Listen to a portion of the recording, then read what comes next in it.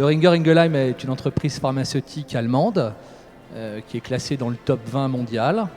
Elle emploie 50 000 collaborateurs dans le monde avec un chiffre d'affaires d'environ 18 milliards d'euros.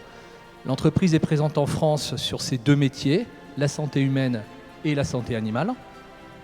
Nous avons des implantations historiques à Paris, à Reims, à Toulouse. Mais c'est vrai que depuis le rachat de Mérial il y a 2 ans, nous avons décidé de faire de Lyon le centre de gravité de nos activités. Nous employons ici 1500 collaborateurs qui sont répartis sur 5 sites.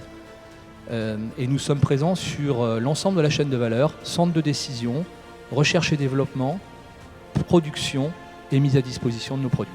Nous disposons évidemment du formidable héritage reçu suite à l'acquisition de Mérial, héritage industriel, mais on trouve ici un pôle de compétitivité de premier plan au niveau mondial. Si on combine ça avec les pôles de recherche, l'apprentissage, la formation et le soutien des différents partenaires de cet écosystème, on a, je crois, de quoi innover à Lyon et c'est la raison de notre choix d'implantation.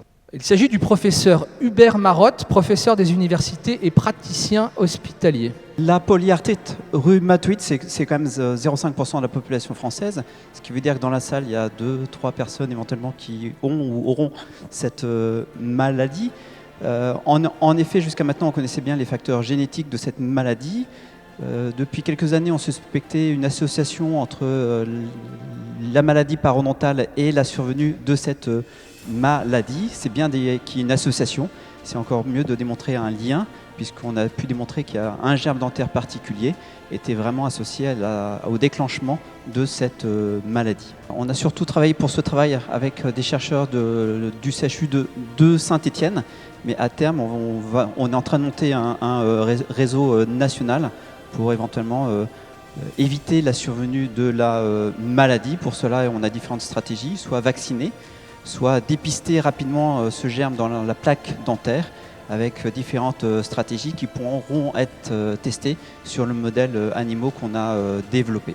Le but, c'est de débuter maintenant, de faire maintenant la translation chez l'homme avec éventuellement éviter une maladie qui est invalidante, qui augmente la mortalité.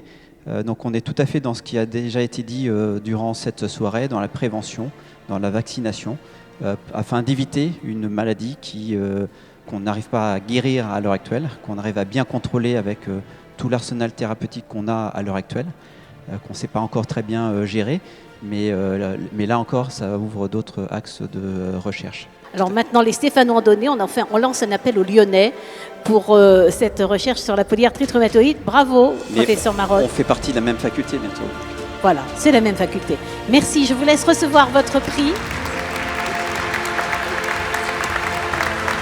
N'oubliez pas la petite photo.